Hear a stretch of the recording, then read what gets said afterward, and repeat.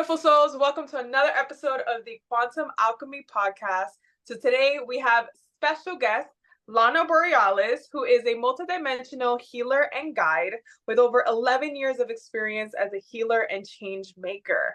She describes herself as a demon wrangler and a crossover specialist. She is not afraid of the dark. Certified in Soul Realignment and trained in DNA activation and Lightbody clearing, the code of the Oracle, neurolinguistic programming, hypnosis, and drawing from her own healing journey and past incarnations as a priestess and healer, Lana brings a mystical approach to all of her work. Welcome, Lana. Thank you, Bianca. It's really lovely to be here. So for all the guests, the reason why I invited Lana onto the show is because we, along with one other member that will be on the podcast in the next couple of weeks, but we are all basically collaborating on this retreat that we have coming up in December together. So I thought, what a great way to kind of get to know who is it that they're going to be putting their soul with, right? So Lana, tell us a little bit about your background first, growing up, and a little bit about who you are. Yeah. Well, I grew up in a very small town in Alaska. And from a really young age, I was really interested in magic and the occult. And I just always really knew that there was something more and bigger and grander than,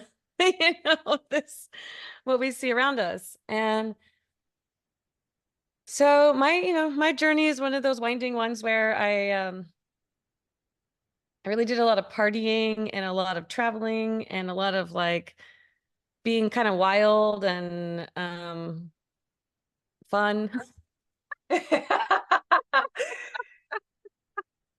And through all those adventures and misadventures, I really found that through healing my own traumas and my own, broken pieces, I really gained such valuable insights. I gained such valuable wisdom. I learned how to navigate in the dark.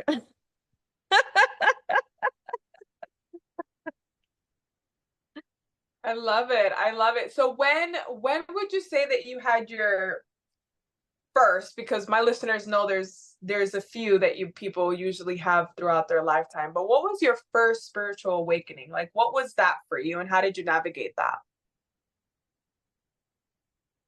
I would say my very first one, first one was when I was a teenager, and I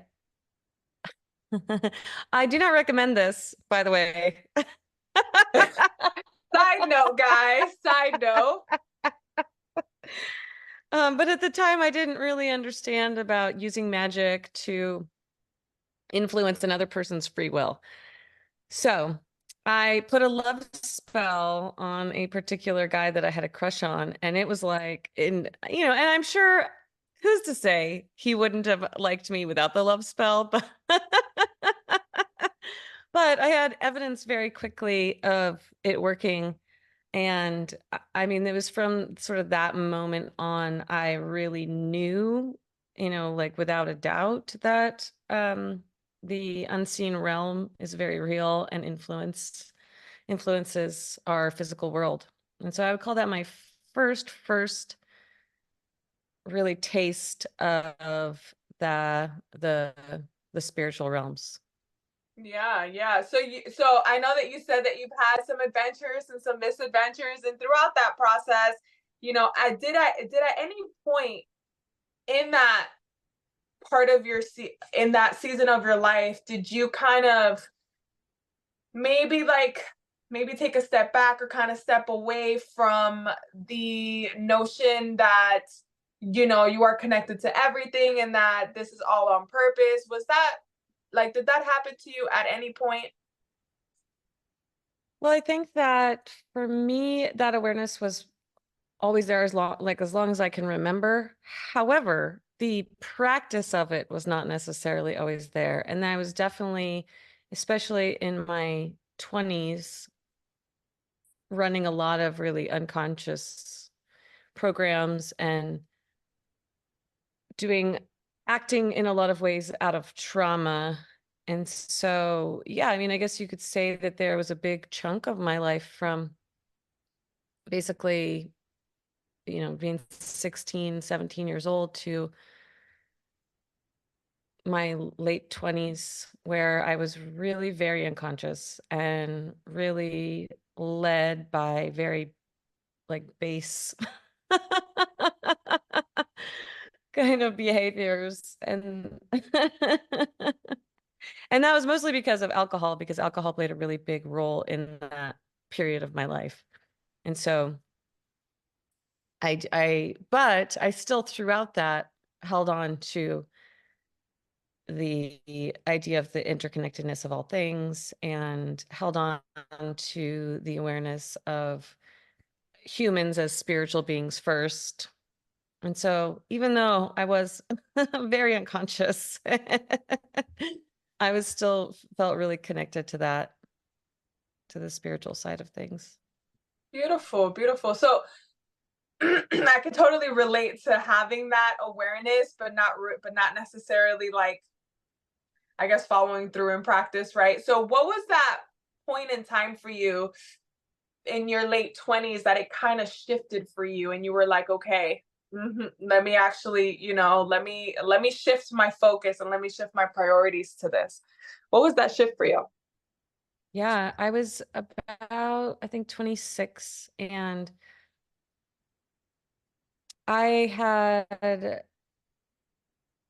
had gotten into shamanic journeying, and that was really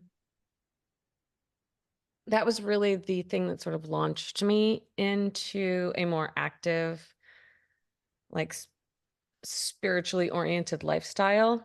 And so I took up the practice of regularly going on these journeys, and I like to call them journeys into the realms or imagination journeys. I don't love the term shamanic because it doesn't, I mean, it's just one of those words that doesn't necessarily mean how we've been using it. But I think not everybody, most people know what a shamanic journey is. So, so We'll yeah, just use that. Yes. I, so I got regularly into journeying the realms, as I like to call it, where I met helpers and started working with that otherworldly energies, and that quickly led to getting introduced to Reiki, where I started practicing Reiki with this lovely dude in the park. And I didn't end up training in that, but it was another step on my journey of like opening myself up to the healing arts in that way, and like the spiritual arts.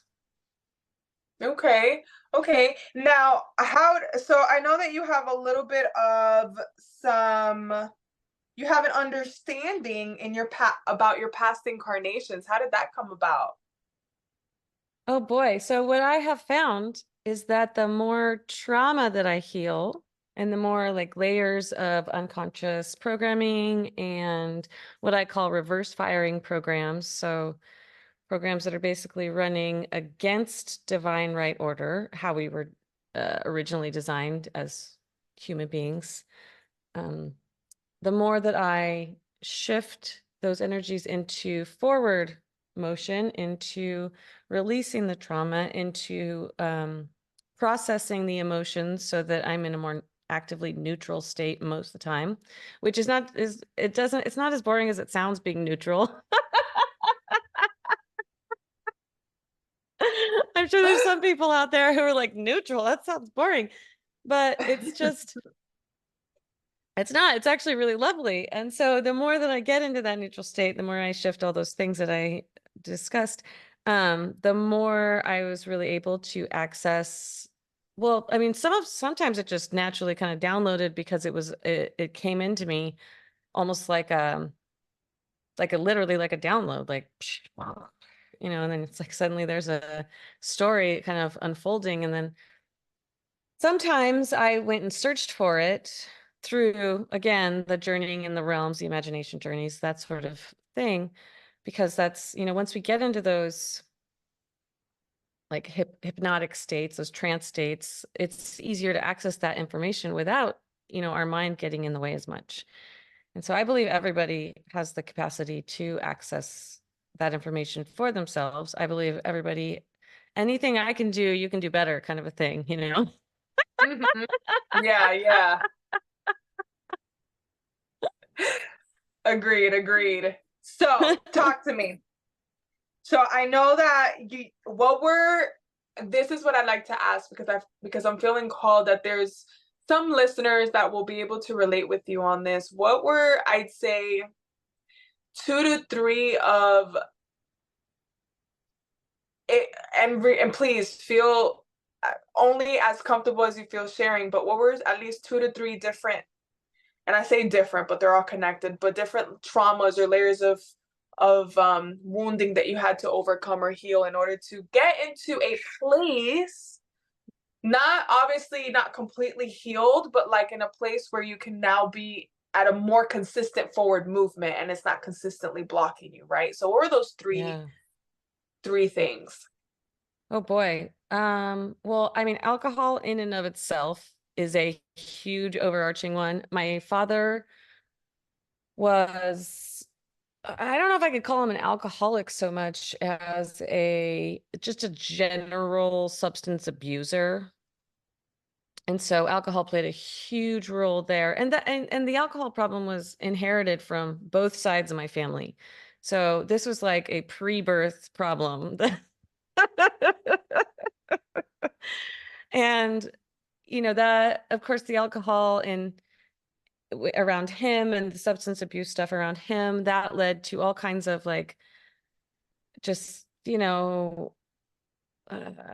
I mean, low level abuse on multiple levels of different kinds, and so there was a lot of trauma just around him in general and the things that he brought into my life, in this because of what he did and how he acted. And um so that also continued into, my teen years and 20s with incredible alcohol abuse on my part then, and which led to just sexual assaults and just so much self-harm, just repeated acts of self-harm over and over. And yeah, I mean, that's all just, I guess that's a really, really big one. Mm-hmm. And another one is there, I ended up marrying a man who was a really beautiful human being. He was a healer and a guide for others, and he was just like an incredible dude, but he ended up um from my perspective becoming fully demonically possessed. And so, I mean, we weren't even together that long. So over the course of our 4-year relationship, he went from being this beautiful light to being abusive, manipulative, violent, very angry. Um, and it just, yeah, that was a hard one because that was all wrapped up in my work as a healer as well, because we worked together. So after I extricated myself from that situation, there was years of healing I had to do around, for one, being really broken down in many ways, and some very subtle ones that took me a while to unravel. And also healing myself around my work, because, you know, I wasn't, it took me, I took a few year break from my work because I was like, I can't work with people, for one, in the state that I'm in, and two, having all these now doubts about my work because this person I was working with, you know, got into so much trouble, you know? And so those are some big ones. And then also there's also another general arc of my lifetime, over my life, this life, of various kinds of sexual abuse. Um, you know, I would say, in addition to the kind of sexual abuse that most women experience on a daily basis, which is very subtle, and it can be very normalized and very just sort of unseen, is then there was also deeper levels of actual, like, sexual assault and rape and things like that I've really had to I've really had to heal, and in really deep ways. And I don't think that, like, I don't think for one minute that I'm 100% healed of anything. I feel like, I'm still just unraveling and working and getting better, and, sometimes getting a little worse and then getting a little better again. So, it's definitely always a journey.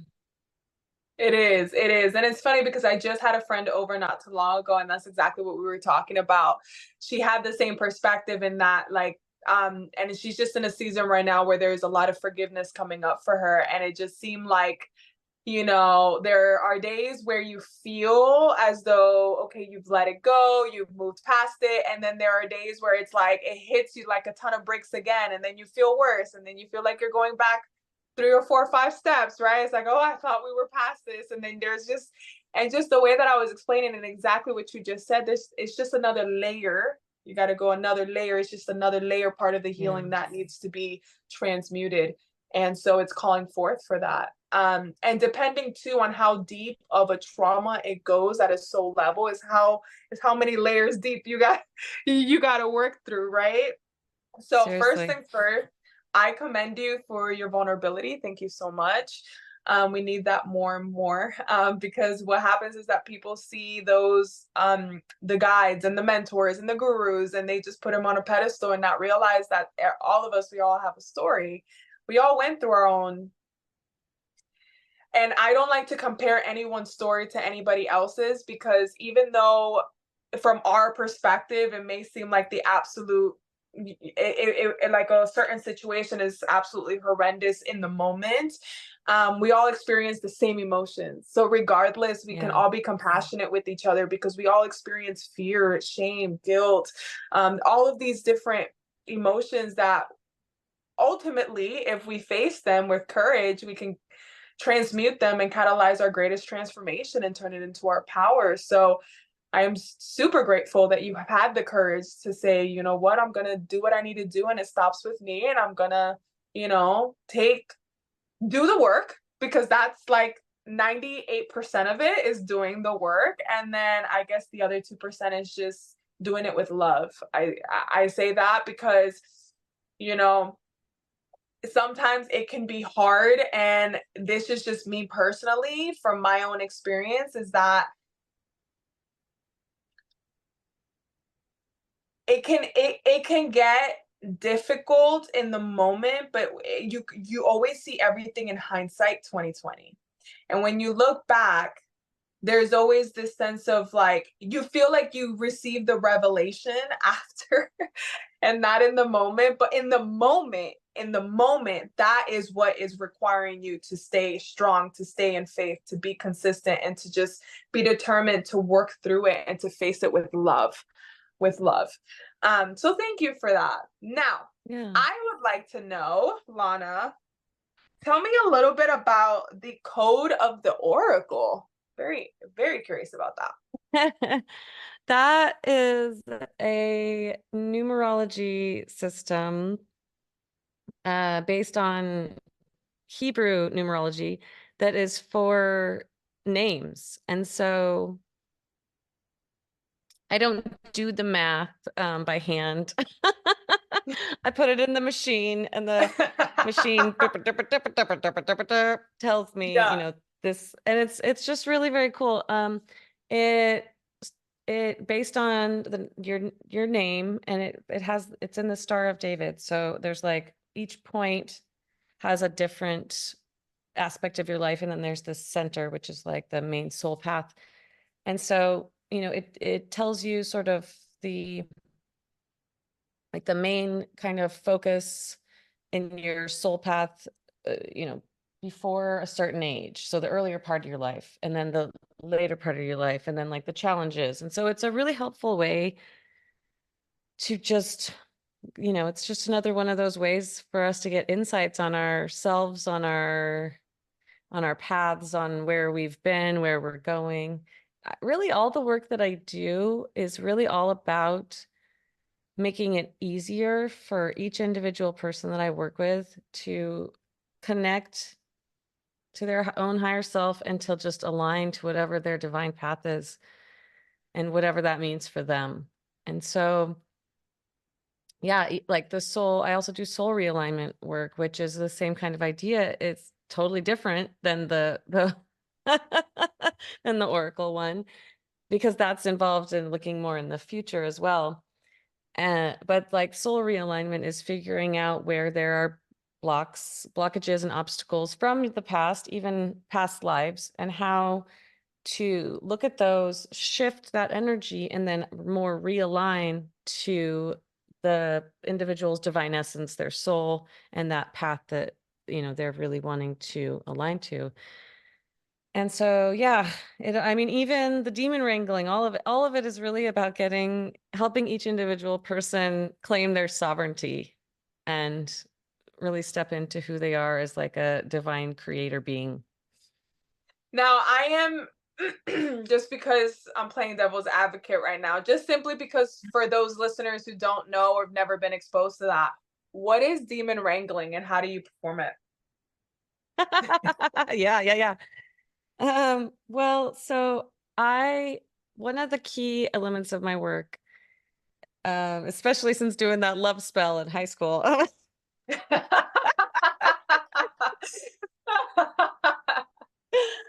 is to, is to not interfere with any being's free will.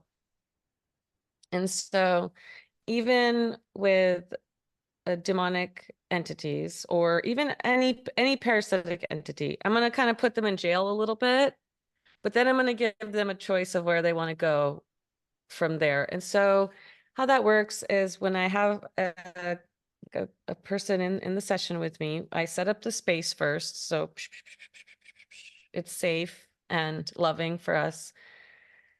And then it kind of depends on, usually I do a process of emotional processing with them, because what happens is that these parasites or parasitic entities get locked into certain emotions or certain patterns.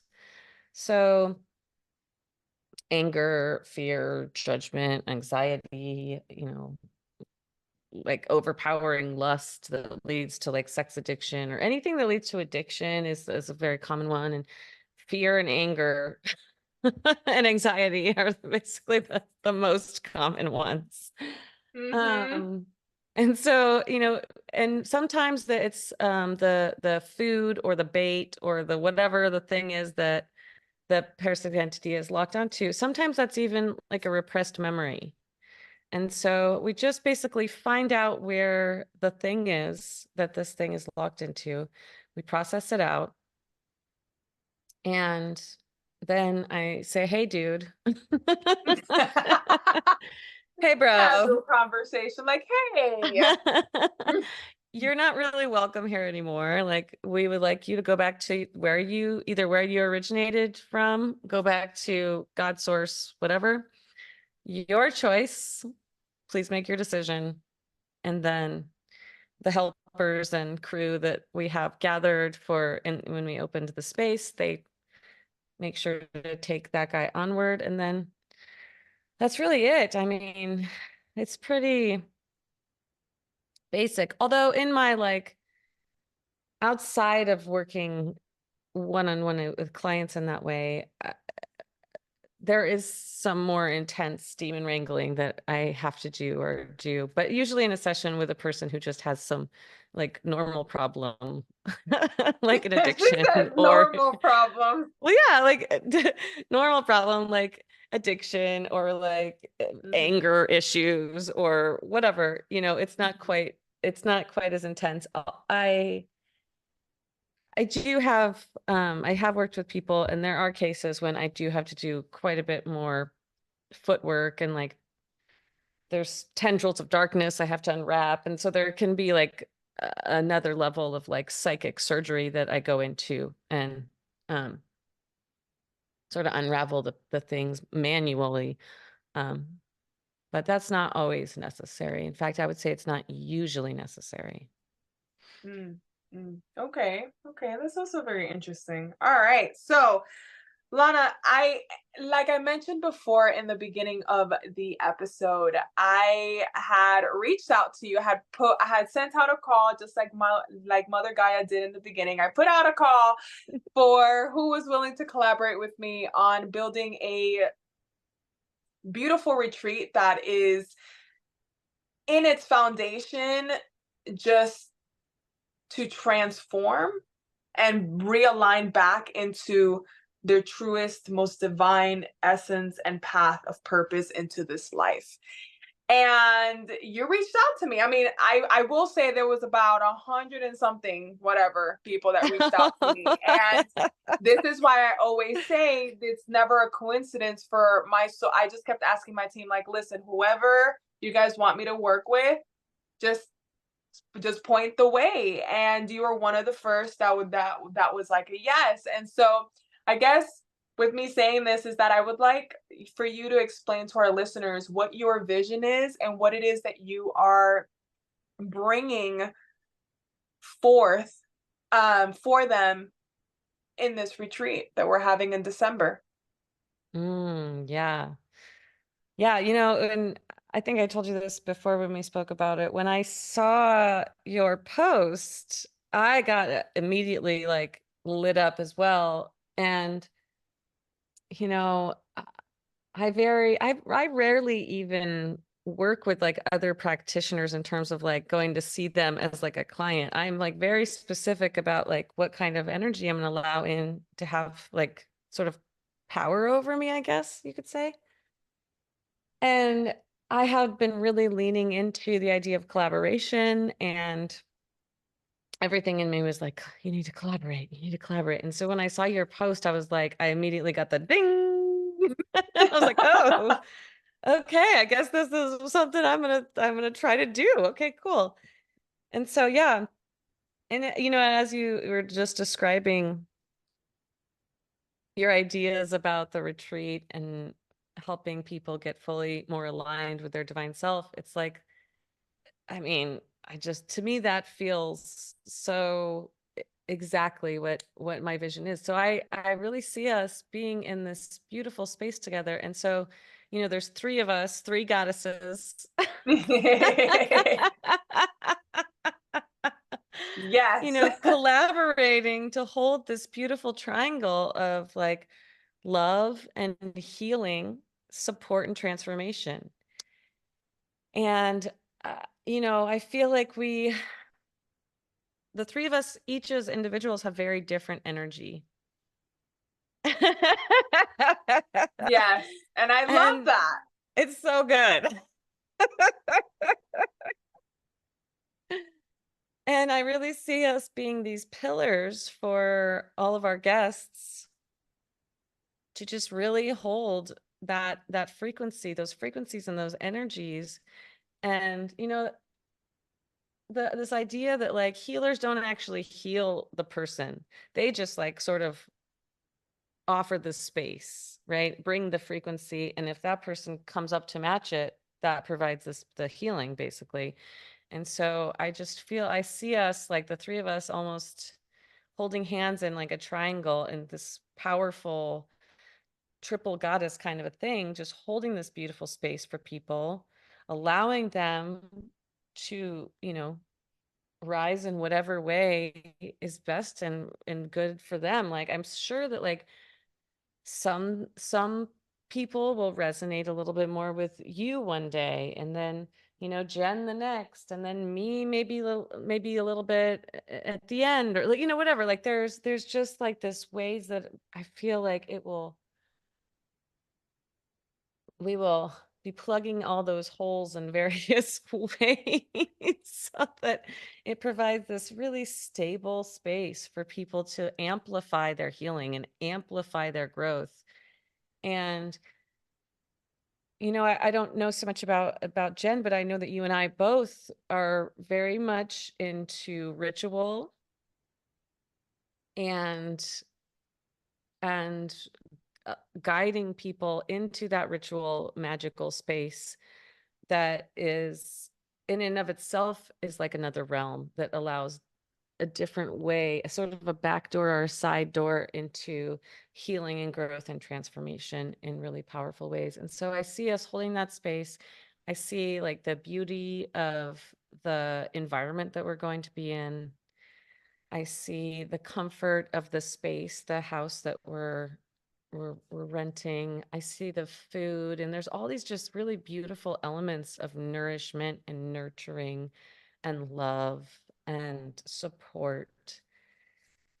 And, you know, there might be some uncomfortable growth spots, and that's great too. You know, we're going to be in that good space where and holding each other in this beautiful way. And of course, the guests hold each other as well, like whether or not they're trying to or they want to or they're consciously doing it.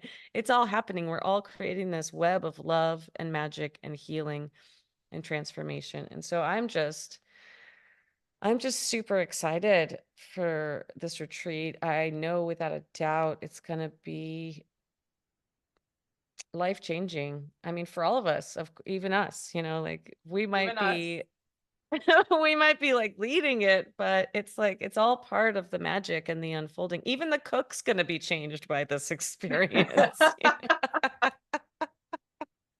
know? Oh, Even the yes. people who like come and clean the Airbnb afterwards, you know, like because there's going to be that energy in the place, and as they're cleaning, they're going to be like, "Whoa, this is big energy here," you know? And Mhm. the land is going to be affected by it, and the creatures that live on the land and nearby, and the water nearby. I mean, it's just going to be powerful and beautiful, and I'm really excited about it. I am really, really excited about it too. And I definitely share that vision with you, hence to why I just knew in my heart, in my soul, that we needed to collaborate. So I am so deeply excited. And if anybody who's listening to this is curious or wants to connect with Lana directly, I'm going to go ahead and put all of her information in the show notes so you guys can reach out to her. Otherwise, all of the links and information to the retreat that we're having in December in Englewood, Florida is also going to be in the show notes. We are offering different forms of payment plans, and please reach out to us if you have any questions. We would love to answer all of them. But other than that, this was such a fun conversation, Lana. Thank you so much for being vulnerable. Thank you for coming on to my show. And I'm just really excited to see the magic that we're going to create together. This is going to be so much fun. Thank you. I'm really excited. Thank you for having me. Yes, thank you so much. All right, everyone. Until next time, remember, stay in love, okay?